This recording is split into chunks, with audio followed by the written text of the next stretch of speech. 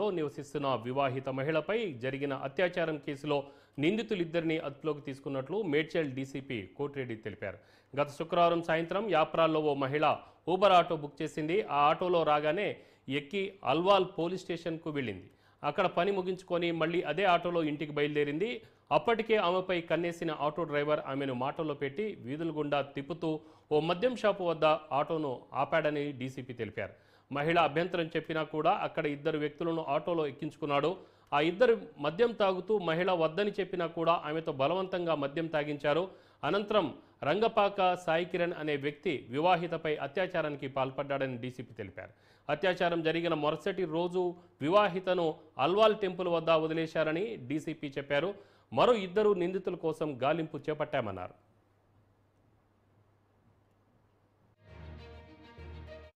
Rape కేసులో record టైంలో Alwal police, SOT, CCS ముగ్గురు జాయింట్గా దీని మీద పనిచేసి డిటెక్ట్ చేయడం జరిగింది.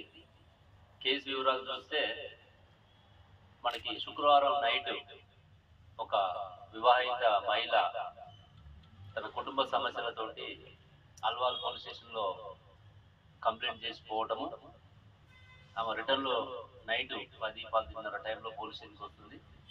కంప్లైంట్ ఇచ్చి రిటర్న్ పోతున్నటువంటి టైంలో ఒక ఆటోని ఎంగేజ్ చేసుకొని ఆమె ఒక హోటల్ దగ్గర ఆకలి అవుతున్న ఉద్దేశంతో హోటల్ దగ్గర ఆగినప్పుడు Durga bar and restaurant Lothukunta దగ్గర ఉన్నటువంటి దుర్గా బార్ అండ్ రెస్టారెంట్ సమీపంలో ఆగినప్పుడు అక్కడ మాట వేసి ఆటో డ్రైవర్స్ రెగ్యులర్గా అక్కడ మద్యం సేవించడానికి వెళ్తుంటారు. అదే టైంలో ఈ మహిళను చూసి వాళ్ళు ఆమెను ఏ విధంగా అయినా సరే లోపరుచుకోవాలనే ఉద్దేశంతో అక్కడ వాళ్ళు పథకం ప్రకారం వీళ్ళు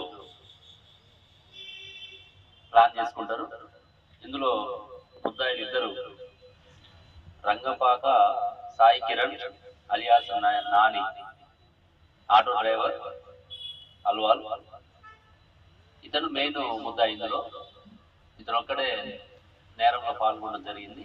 ఇతనికి మహమ్మద్ సలీం అనే వ్యక్తి సహకరిస్తాడు.